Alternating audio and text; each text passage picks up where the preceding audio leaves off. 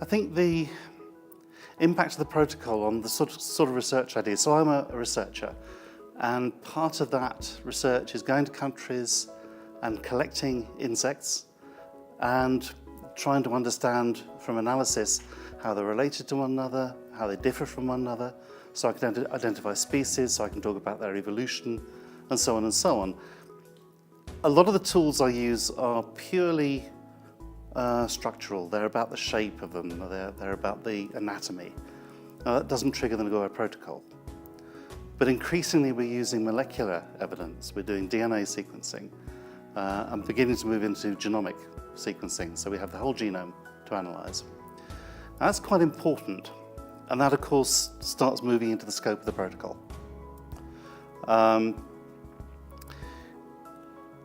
So the protocol itself, if you like, is not a big deal. The implementation at the national level starts getting challenging. We've been working with the laws of the provider countries for the last 20 years, ever since the convention and before. So my first permit I obtained from a country was from Indonesia, and that was back in 1986. And of course that permit still stands because we've still got some of the material in our collections. The permits don't evaporate after time. There's a real issue in that countries have been getting more and more concerned about managing their permitting systems, and the challenges have been getting greater in obtaining the permission to do things legally. And of course we try and do things legally. We do things legally. So that's an impact of ABS. I'm hoping that Nagoya Protocol, by putting in this other leg of ABS, the compliance part, will give countries more confidence that their rights are going to be respected and at least managed in the user countries. That's fine. The other impact is on that compliance system itself. So the EU has two checkpoints identified, 2 points of declaration identified. The second one is when the product of utilisation goes on the union market. Now that doesn't affect me because we don't do commercial work.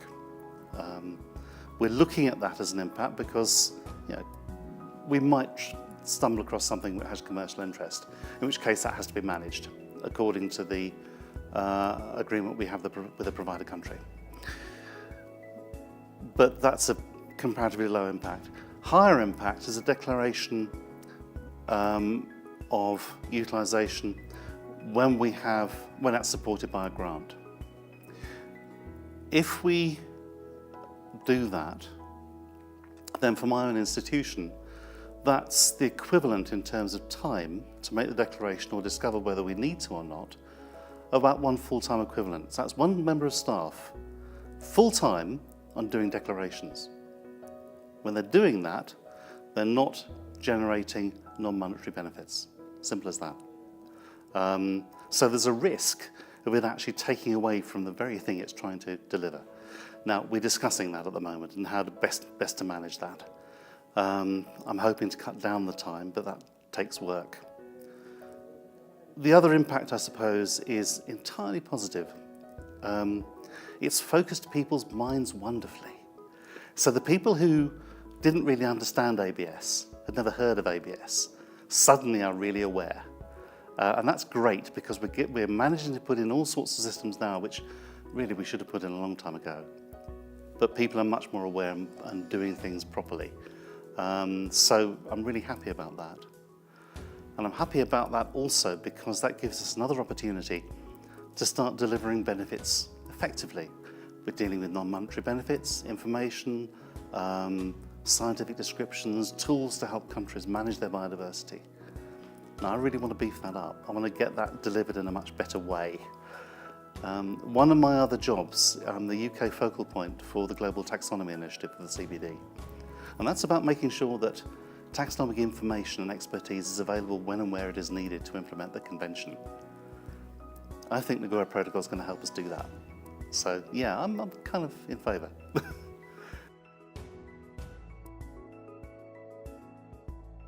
To follow that's quite difficult because again you're dealing with national national legislation. The Nagoya Protocol is really a document for governments and negotiators.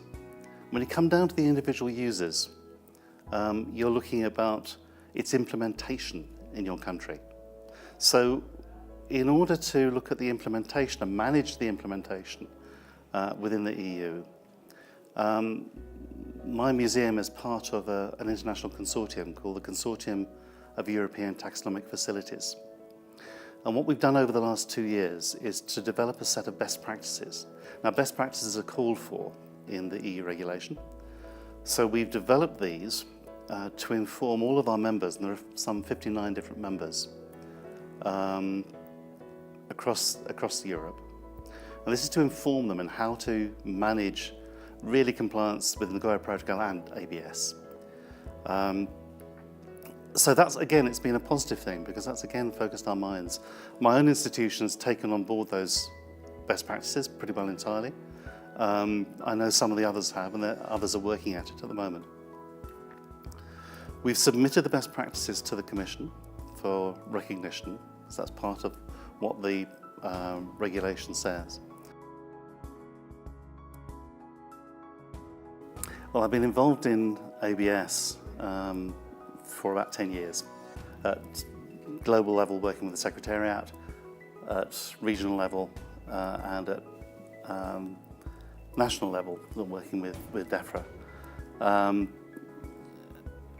What I'm doing here, I'm obviously capitalising on that, and particularly with things like the clearinghouse where I'm involved. But also, as I'll be saying tomorrow, I'm really interested in the non-formal ways of monitoring.